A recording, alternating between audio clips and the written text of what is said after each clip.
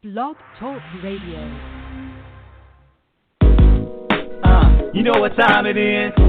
Time to hang out with Mr. Coop. With Mr. Cooper. With Mr. Cooper. With Mr. Cooper. The latest scoop. From Mr. Cooper. From Mr. Cooper. From Mr. Cooper. Hang with Mr. Coop. With Mr. Cooper. With Mr. Cooper. With Mr. Cooper. The latest scoop. From Mr. Cooper. From Mr. Cooper.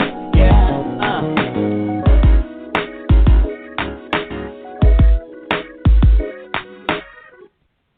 Welcome to the Bit Scoop with Coop. I'm your host, Coop. Guys, we ended season 3 the other day. Today, right now, is the first episode of season 4 of the Bit Scoop with Coop. We're doing big things, guys. Make sure you tell all your family, your friends, your associates, even your haters to tune in right now live at www.blogtalkradio.com/the Bit Scoop with Coop. Make sure you check out the website also, thebitscoopwithcoop.com. You can find me on iTunes, TuneIn Radio, Stitcher, Blueberry. If you can't find me, just Google me. But guys, enough about me. Today's guest, all I'm going to say is wow on this one. It's an honor to have her on my show. And you're probably saying, who is her? So I'm about to get into that right now. I have a very talented director on my show today. If you're a big Lifetime fan, you've probably seen her movie already, Mother May I Sleep with Danger. She done 2 shorts.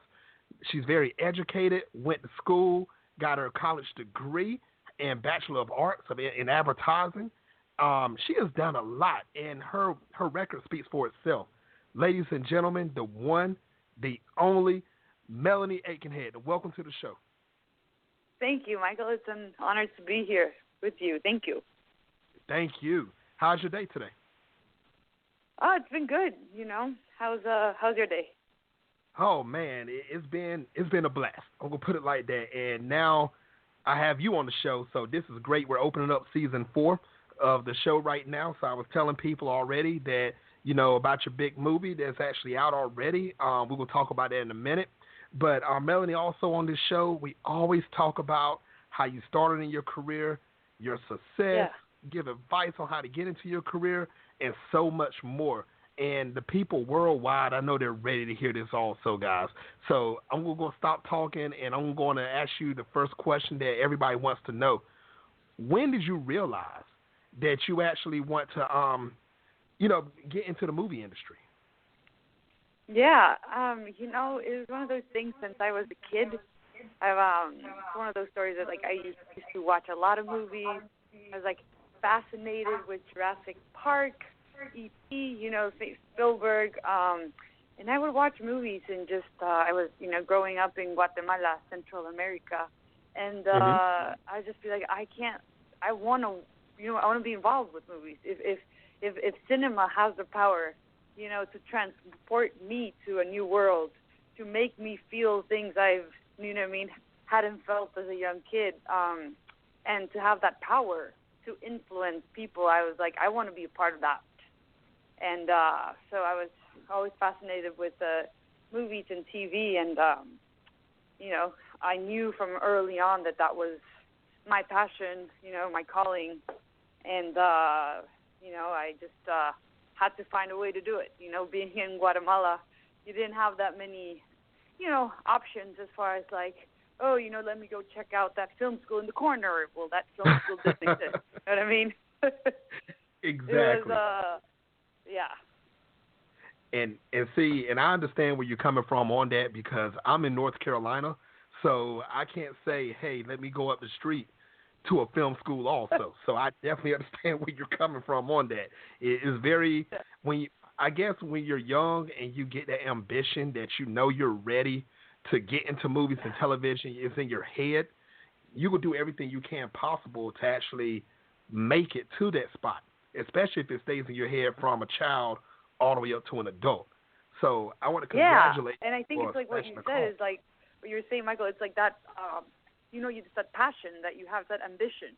And what it is like it's a big ambition to have, it really as a young kid.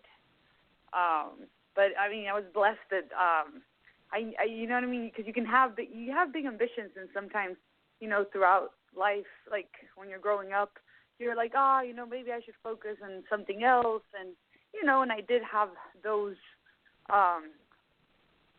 advice, that advice given to me by other people, like they were like, maybe you should think of a different career, or you know what I mean. But it's just like when you know that there's just one thing you want to do in this world, then it's just easier to be like, no, I gotta, even if it takes me 20 years or whatever, I have to make movies. And you see, and it's funny that you said that, because I think people that's not in this industry, they don't understand the true passion of the industry.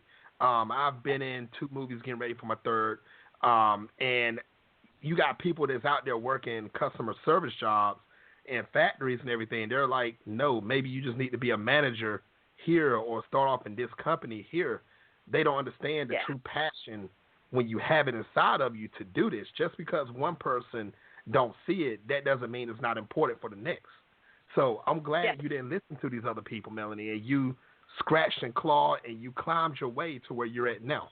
So I want to congratulate you ahead of time for knocking out the naysayers, and you're doing what you're doing well.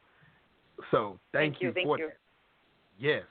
Now, like I told everybody earlier that's listening worldwide, you've actually done tremendously in this industry, and you've actually done, and you wrote and directed 2 short films, if I'm not mistaken, De La Ville and Ricky's Baby.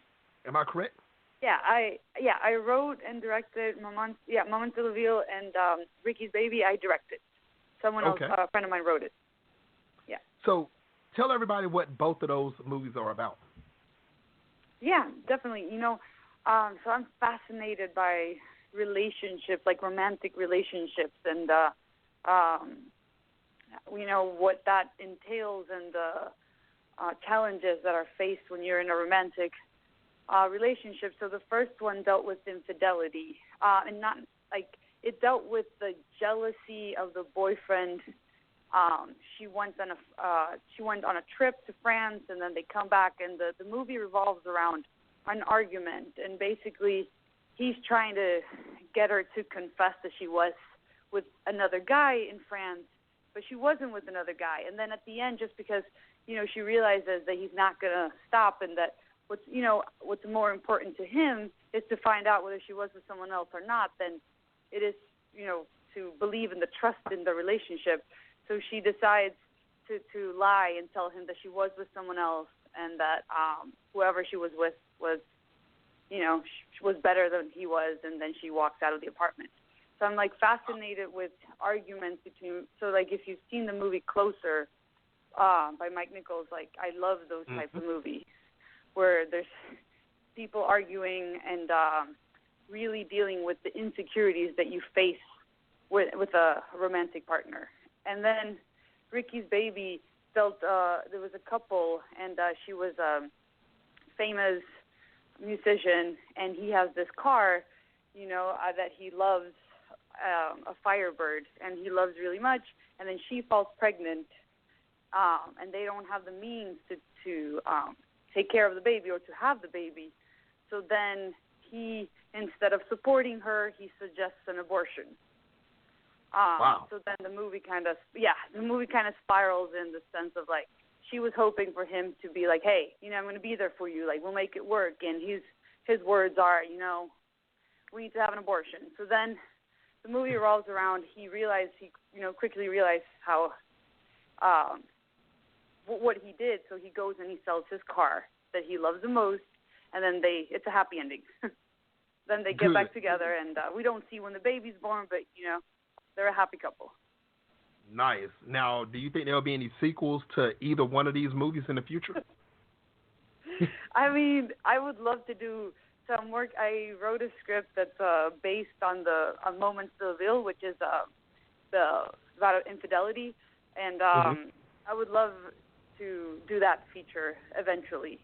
As far as Ricky's Baby, I don't think there will be a sequel.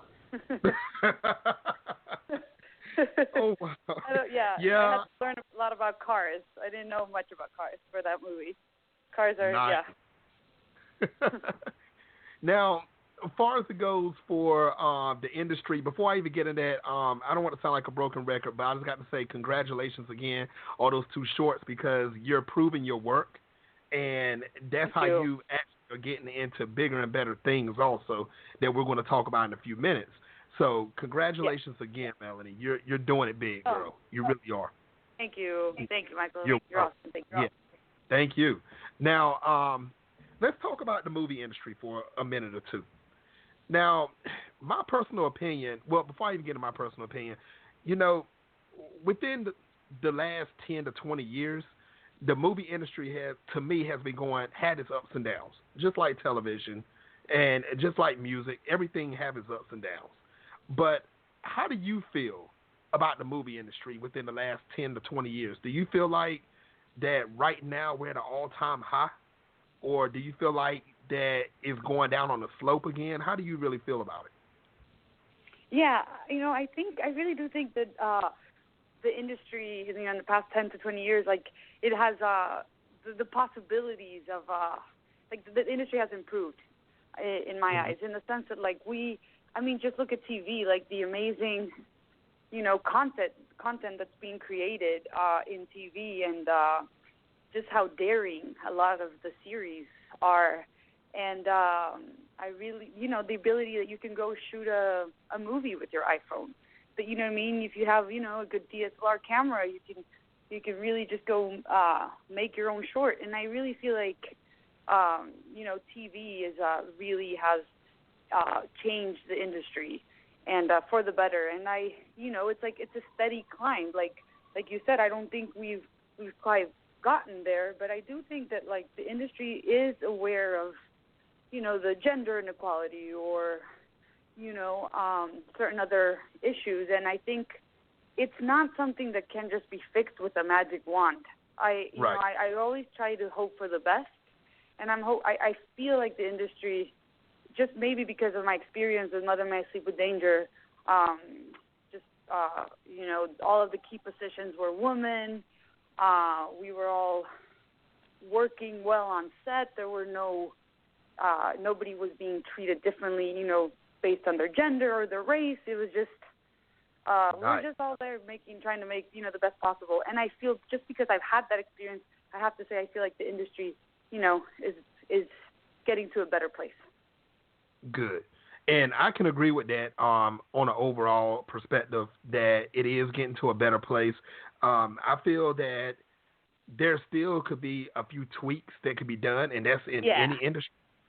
But overall, it's gotten better because, people are playing more of the diversity card. And that's one thing that I do like. And they're not saying at the same time, well, you're this certain race. We're not going to actually let you do this. The door is opening slowly, more and more. And I'm actually seeing it. It is opening a little bit slow, but it's opening.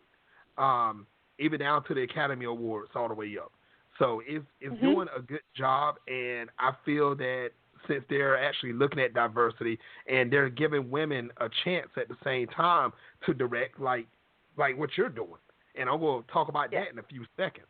And, everybody has that chance. Now, if you're and people that's listening worldwide, don't take this the wrong way, what I'm about to say, but even though they're opening up the doors for diversity and giving people with different sex and different genders a chance in the industry, but if you're not talented, you can't get but so far. You got to know your craft. And if you don't know your craft, you can't yell out or play the race card or play the gender card. You can't do it. If you come in there blindsided, you don't know what you're doing. So people that's listening right now, if you want to get to the level where Melanie and a lot of other people that's been on this show in the past and people that's listening right now that's very talented, you got to know your craft. So everybody get out there, study, learn. Yeah. You have to. Yeah. And when you do that, you can actually get to where you want to get to. You have a better chance to. Now, I agree with you. Yes. Now, speaking of learning your craft, wow. Melanie, how hard was it for you when you first started? I mean, from not the part of when you was a child, but when you said, okay, I'm about to put my hands on this. I want to get in this industry. I want to kick this door down, and I want to get to where I want to get to. How hard was it for you starting as learning how to be an actor and directing? How hard was it to get to the level you're at right now? Yeah, I mean, I think there's definitely, like with everything, like when you're starting it, everything has its challenges. I think, it's one of, like when we were talking about before, having that passion, when you're so sure that that's what you want, then you just got to go full force. Then when when you open the door for the first time, like the first film class, like that I took, my first class, it was a summer program at USC, and it was beginning filmmaking. And you are put in groups, and you each alternate roles, and you go out and, you direct one, you produce one, you're the cinematographer on the other one. And that was amazing because I really got to learn what each position entailed and what position I was gravitating towards to more. Was it producing or was it directing? Like, what was it? And I quickly found, even though before I was like, oh, I kind of knew what the director did, but I really didn't know how much until you actually, and you mentioned it before, you actually study it. So then I went to this class, and I was like, oh, I definitely, I want to direct. But you quickly realize, you need to learn so much because the first the first little short I did, I didn't know anything. You know what I mean? Right. You didn't cut well together. I had to learn so much. Then I was like, okay, if I want to get to the level of the directors that I see, in the cinema or in TV, I was like, I need to work and I need to study. So, I was 23 and I was like, I got to find a way. So I also quickly knew that I needed, here's the thing, there's two sets of people. Some people think that they're like, I don't think film school is worth it. And that's great if you have the discipline to be like, well, I'm going to, make 5 shorts in a year, as an example. Or I'm going to, I'm going to go on YouTube and watch videos every day. I'm going to self-study. If you have a discipline, then great. I knew that I would benefit from a film school. And I knew that going to USC, getting my master's at USC was going to put me to, to be able to get to the level that I wanted to get in my career before entering the business. So, I guess I just, it had its challenges. I started USC, and then I just worked really hard, and I crewed in every position. I was a PA, I was an AD, I was in all this different stuff. So then now that, I'm working as a director, I understand what every people is going through and what they're doing on set.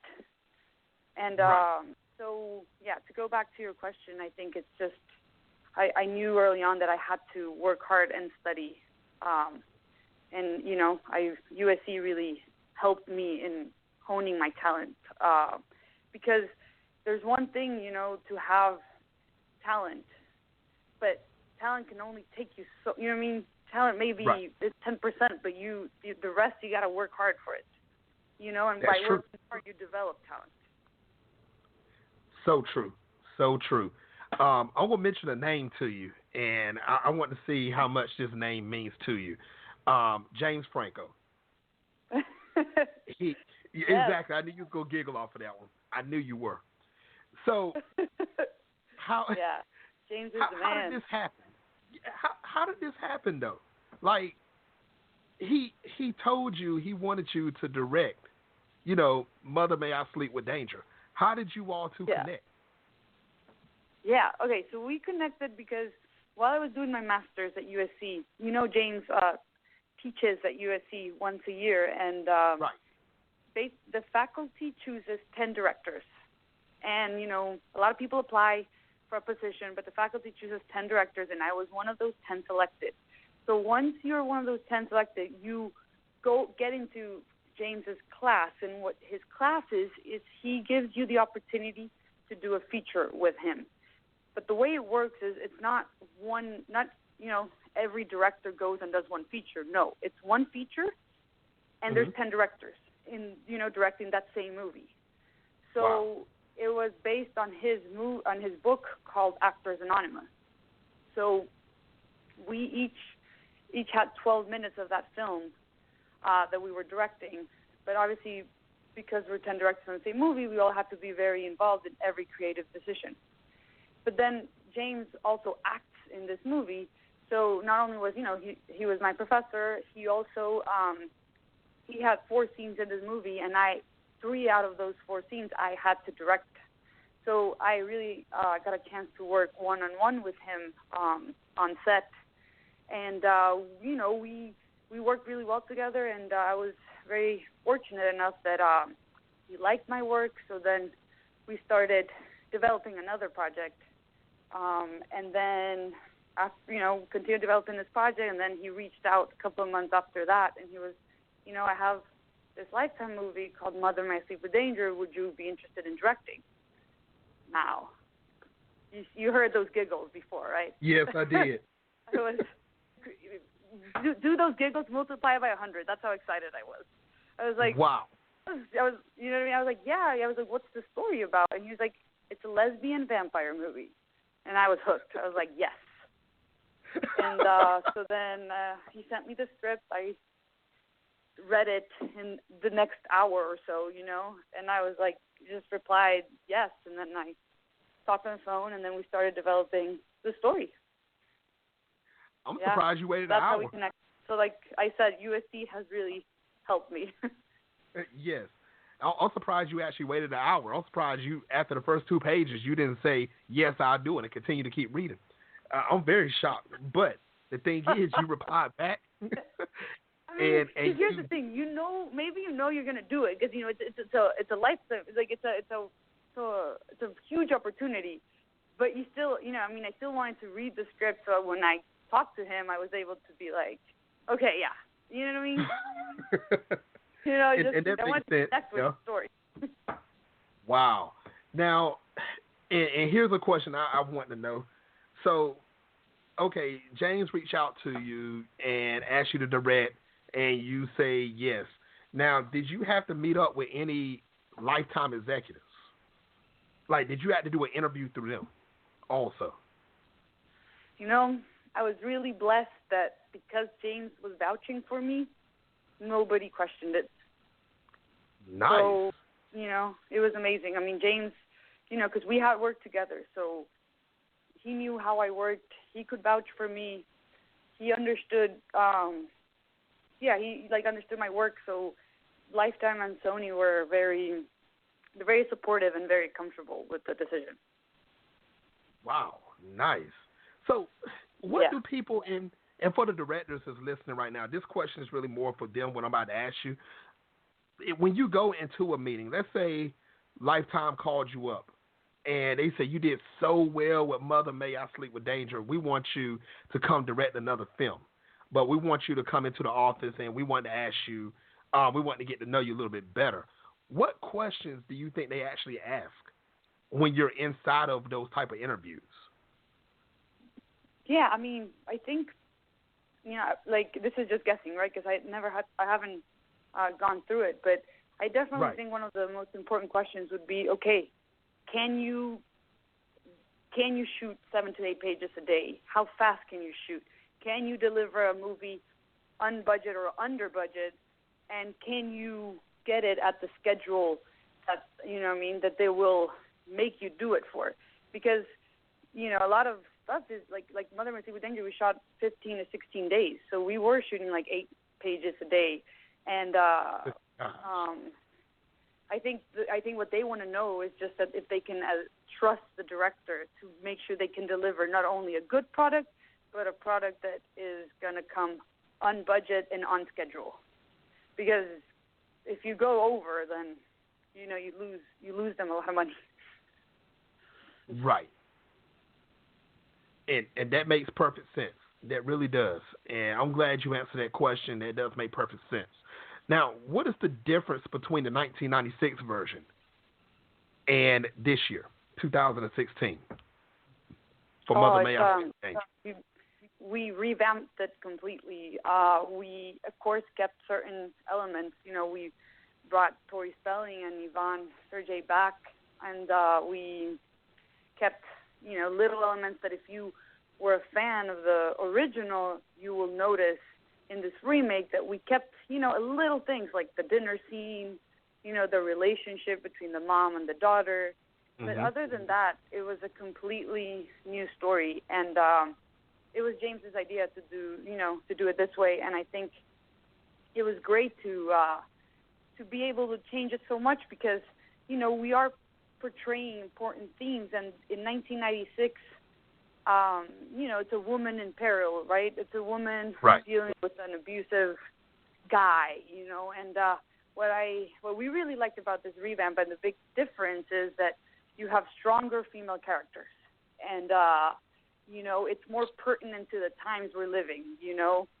They with their sexual orientation, and then the vampires, and so I think it was a complete revamp because it was definitely warranted for the times we're living. Okay. Well, everybody that's listening worldwide right now, make sure. Cause I think it didn't actually air on June the 18th. Yeah, on Lifetime. On Lifetime. Yeah. Guys, make sure you still go to Lifetime. Look for this movie, everybody. This is a good movie that you have to see. You will see Melanie in her prime. I mean, she's directing this movie, and she has done a lot, like I said before. Everybody, make sure you check her out. Make sure you check out all of her work, and make sure you follow her so you can see everything else that's actually happened during her career. And trust me, guys, her career is not over nowhere soon. So she has still to have a lot to go, a lot to do. And once again, I congratulate her for everything she's done. She's made a hit on Lifetime, and she's actually still doing big things.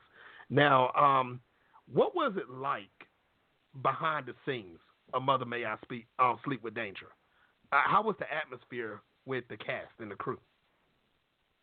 Yeah, it was so great. It was, going back to what I was mentioning before, it was Lifetime is very supportive of their, the Fempire and what they're trying, what they're building.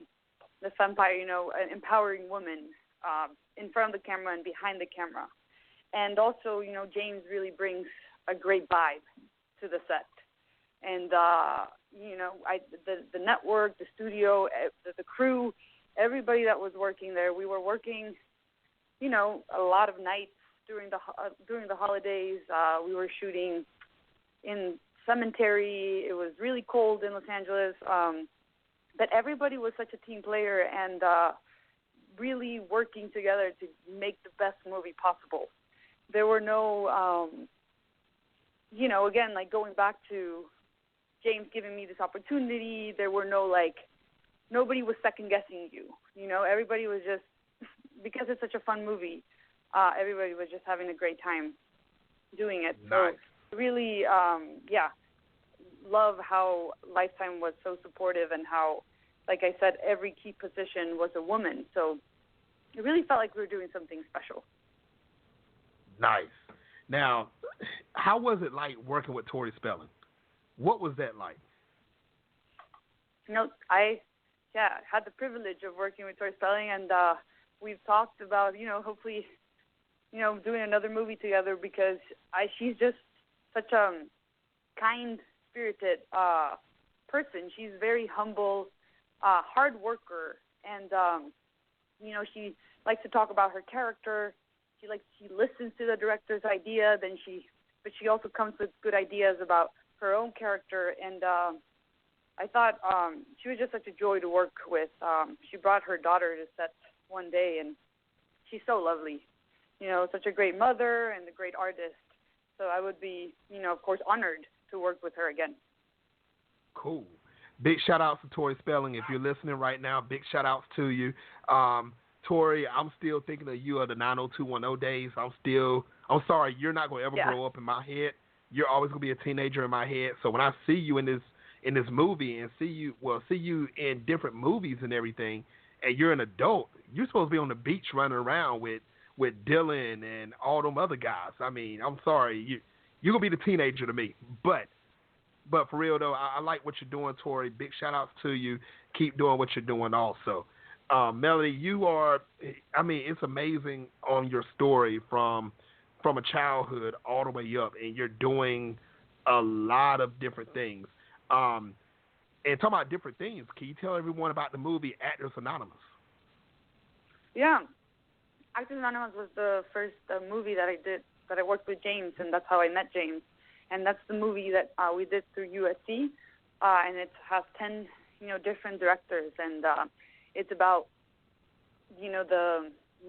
it's a side of Hollywood that it's not, sometimes people think of Hollywood, the red carpet and the glamorous side. But behind all that, there's people that are really trying to make it, and it follows two actors who are trying to make it in Hollywood, the ups and the downs, the heartbreak. And it's not an easy town to make it, especially as an actor. So the good thing about Actors Anonymous is we really portrayed the other side of Hollywood that is rarely seen. And James Franco plays Jake Lamont, which is, he plays like the famous actor in Hollywood in the movie. Mm-hmm. And the movie is based on the novel that James wrote by the same title, Actors Anonymous. Cool. All right. Everybody make sure you find it. Yes. I like it. I like your work. Thank you for everything. How can your fans find you on social media?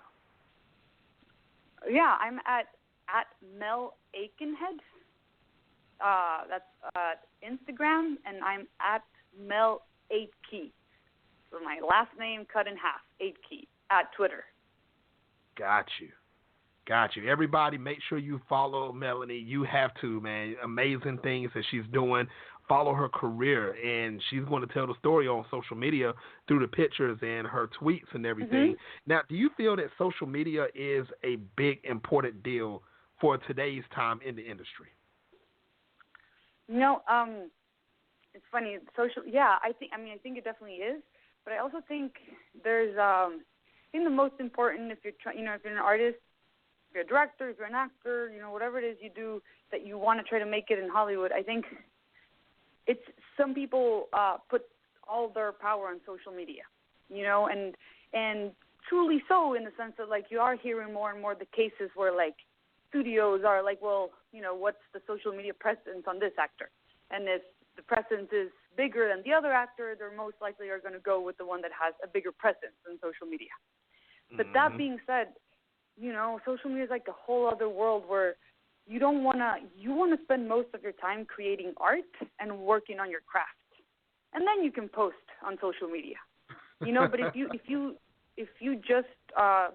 make social media become your only tool to get yourself out there, then I do feel like your work is lacking.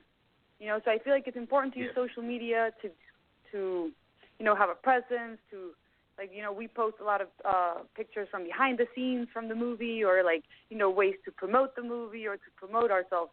But I do think that I see a lot of artists in Hollywood spending too much time on social media, and I feel like the most important thing is to spend time working on your craft. Amen. I agree with that. I definitely do. I had that talk with a certain person. Yeah. I'm telling you, I had to talk with a certain person about that also for the last couple of days. So I definitely agree with you. Melanie, I know you're a busy person, so I'm not going to hold you up much longer. But what is your ultimate goal as a movie director?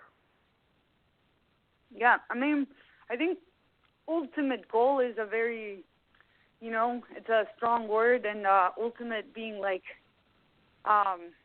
I think more importantly, rather than an ultimate goal, I think it's there are many goals that I have, and just to keep making movies and movies. So I had a goal this year to do another feature. I'm going to be doing another feature in a month. So then keep tackling those goals one by one, rather than having a one ultimate goal. Most importantly, because if I have just one ultimate goal, I feel like I'll always be thinking or working towards that moment in time that's in the future, rather than be focused on the present and be like, okay, what's the goal that I'm tackling now? And so I try to not have one ultimate goal. I think I have many goals, and the many goals that I have are, to keep creating content. And if I can keep creating content, whether it be in features or whether it be in TV movies or episodic, then I'm accomplishing those goals, and I'm happy and blessed. I love that answer. And Melanie, what advice would you give any male or female that wants to come into the movie industry or television industry as a director or actor, or they just want to get their foot in the door? What advice would you give them? Yeah, there's this there's this book. It's called Mindset. And the advice I would give is, this book talks about growth mindset and fixed mindset. And you need to have a growth mindset. Growth mindset meaning that you don't, sometimes we're in society, we're told that, like, you either have it or you don't have it, right? Once you start in an industry, you will say, you will go do your first movie. But if your movie doesn't do that well, then you immediately equate the failure, you take it personal, and you equate it with, I'm not good, I should focus on something else. And that's a fixed mindset. And what you need to cultivate is a growth mindset in the sense of, like, oh, I did this movie, well, let me do another one, and another one, and another one. And sure enough, once you've done, 20 or something, or maybe 5, people will start hiring you for what you're doing, but only because you keep focusing on your art. And don't, I understand that, like Picasso didn't just grab a canvas, right, and started painting and he was Picasso. No, he worked for years and then he became Picasso. So whoever wants to get into this industry, everybody, I really feel like everybody can make it if you have a strong work ethic and understand that you're not going to get the Oscar-winning movie on your first feature. So you just got to keep popping them up. Nice. Melanie, I want to say thank you again for coming on the show. I would love to have you back on the show in the future. I would definitely love Thank you, Michael. It's been great talking to you, and it would be an honor to be back on your show in the future, hopefully. All right, guys. I hope everybody got an earful off of this. Make sure you take all the advice that Melanie just said. If you're trying to get into this industry, follow her. Instagram, Twitter. Keep up with her. Check out Mother May I Sleep with Danger. Try to find everything on Melanie. I'm telling you guys, you will love what you'll see. Well, guys, that's the end of episode 1, season 4 of the Bit Scoop with Coop. For Melanie and myself, until next time, everybody.